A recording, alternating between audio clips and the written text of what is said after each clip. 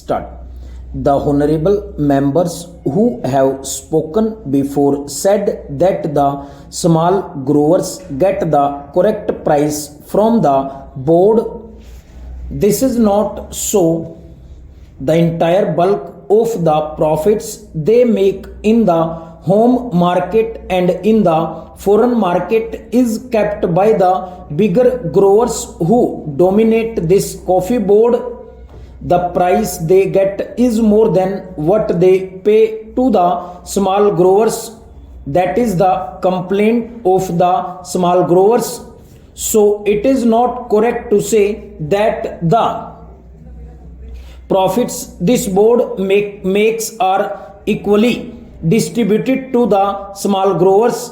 Hence the conflict between the big growers and the small growers is increasing. Therefore, it is necessary on the part of the government to do justice to the small growers. The government thinks that by taking powers for nominating the president of the board, it is able to do justice to the small growers. The number of the small growers is 34,000 while the number of the big growers is 590. Most of the seats reserved for the growers in the last board were monopolized by the big growers. The majority of the seats were held by the big growers and the number of seats the small growers got was very meager. It was not more than 4 if my recollection is correct. What the government should have done was to give equal representation to the small growers. They should have asked the growers to return their representatives or to give a panel of names from which government could have chosen some. The choice of the representatives should have been left to the respective organizations. If there was no organization for the small growers, government should have asked them to organize one separately and then send in their representatives.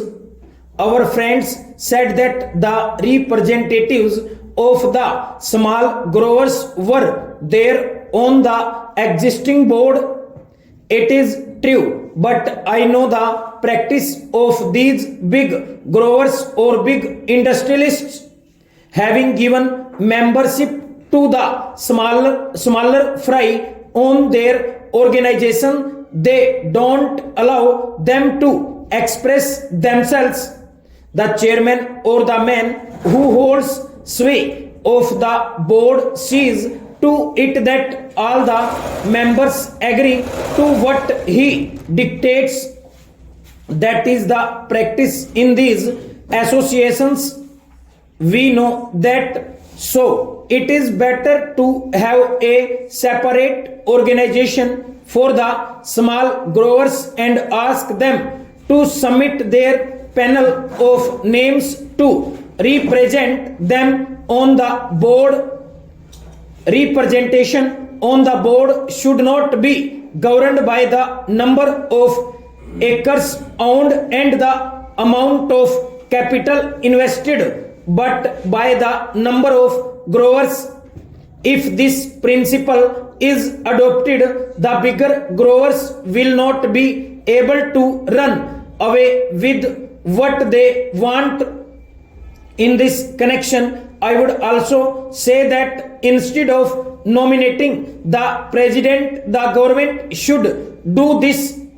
The government should ask the respective organizations of the big growers, the small growers, labor and the consumers to send in the names of their representatives and then include members of parliament